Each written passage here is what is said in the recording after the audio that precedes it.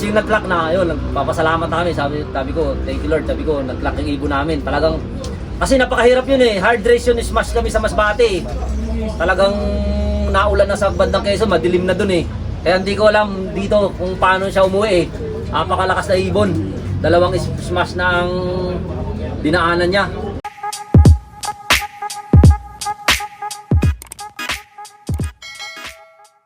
Kalapatids, welcome kayo sa breeder stop namin sa Green Handlock flyer namin sa breeder.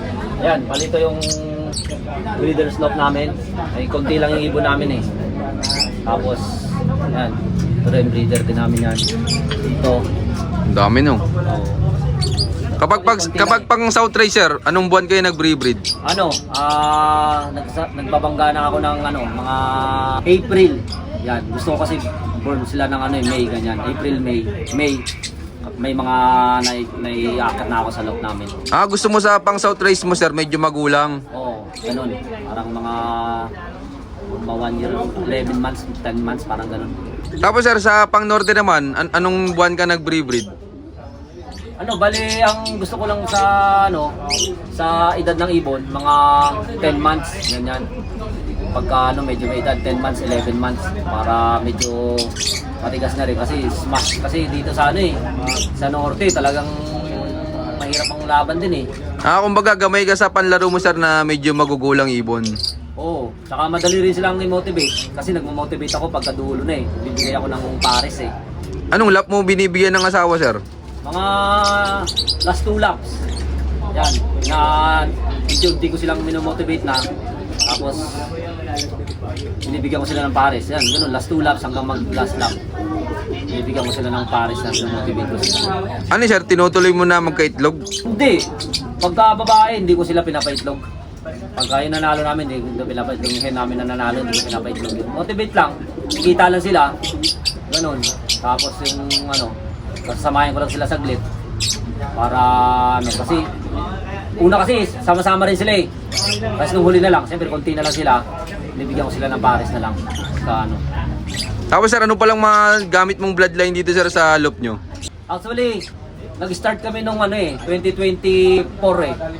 Bali, yung binigay sa akin nung kaibigan ko, pinasuksok ko, ang line nun, sablon. Tapos, yung nanalo na namin, kasi bumalik lang kami ng 2024 hanggang ngayon, 2026 eh. Panalo kami ng MacArthur, at saka itong super set winner namin, yung big winner namin din. Ang ganda pala nung pagbabalik nyo sa ibon sir, no? Oo. Ba't pala kayo napatigil sir? Wala, umalis din ako eh. Trabaho na rin. Tapos, wala na rin siyang kasama. Yung nauso yung OLR, nagkayayaan. Inaya niya ulit ako na mag-ibon. Sabi niya, well, mag-ibon tayo ulit. Sabi ko, wala naman tayong kulungan. Hindi, meron doon sa tatay ko, manukan. Pesto. Dati, manukan to.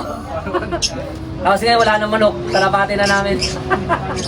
Kaya doon kami nagsimula ulit. Kaya awan ng Diyos, sinuwerte kami. Ayun, nakapagpanalo naman kami ngayong kagad. Tsaka MacArthur pa, napakaswerte. Kaya talagang masaya-masaya kami. Pagbabalik namin, talagang masaya kasi ang laki na ng pangpapremyo. Maganda yung palaro.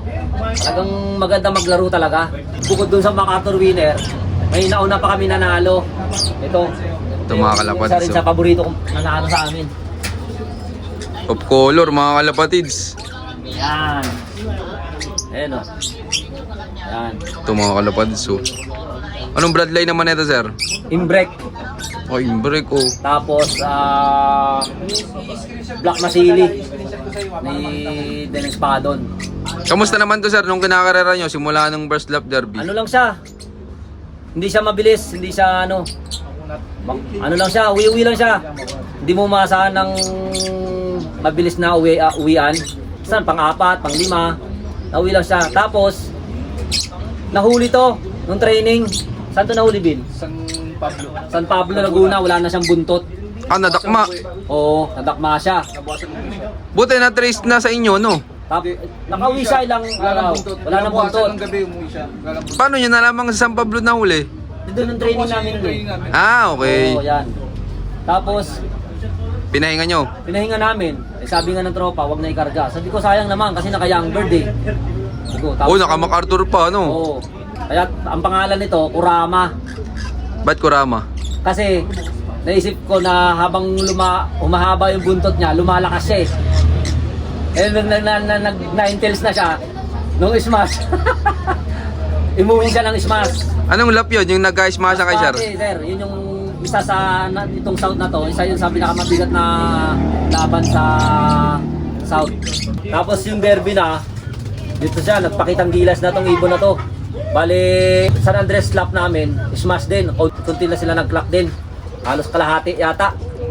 Tapos ang matindi pa doon, yung mas fourth lap namin, mas bate, yun na, talagang tatlo na lang kami nagpauwi sa Young Bird. Nagkapartihan na kami ng super set doon. Tatlo lang kami naghati sa super set sa Young Bird.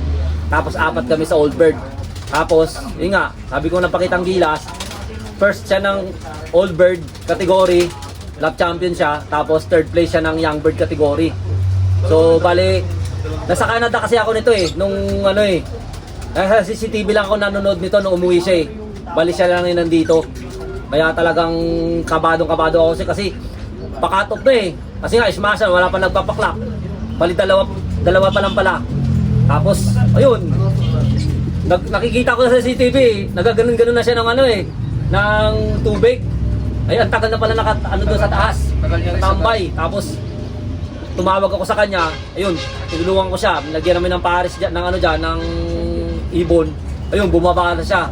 Kaya na-clock namin siya ng ano, kaya talagang napakatindi talaga nung karera namin nitong SDR.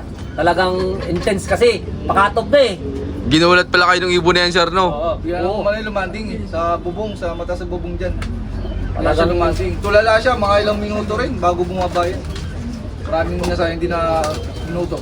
Pagod kasi, Pagod kaya siya, ganun. tulala. Ikaw- Kaya siya ng tubig, yun, ambis siyang umano na. Mamadali na siya bumaba. Hanggang sa instinct ko na siya dyan, pumasok na siya, naklak namin. Ikaw, sir, anong ano mo, nung nanonood ka ng CCTV? Puti, hindi talaga ako mapakali. Sigaw na ako ng sigaw, sabi ko. Gulo ang gulo yan. Sisir mo na na kasi, sisigawan lang yun. Hindi ko malaman na talaga hindi mo talaga ano eh, kasi wala pa kasi, dalawa pa lang kayo, di ba, nagpapaklak, tapos nandyan yung ibon nyo. Ikaklak nyo lang, magsusuperset na kayo eh. Siyempre, di ba? So talagang intense talaga eh, hindi mo talaga ano na, kasi yung nag-clock na, ayun, nagpapasalamat na kami, sabi ko, thank you Lord, sabi ko, nag-clock yung ibon namin, talagang, kasi napakahirap yun eh, hard race yun, smash kami sa Masbate eh. Talagang naulan na sa bandang Quezon, madilim na dun eh. Kaya hindi ko alam dito kung paano siya umuwi eh. Napakalakas na ibon, dalawang smash na ang dinaanan niya. Tsaka ang bangos nito mga kalapatid, so nahuli na, nadakma na to dati, nawalan ng buntot. Kapalaran niya talaga sigurong manalo. Ayun o. Tsaka napalakas na ibon niya talaga.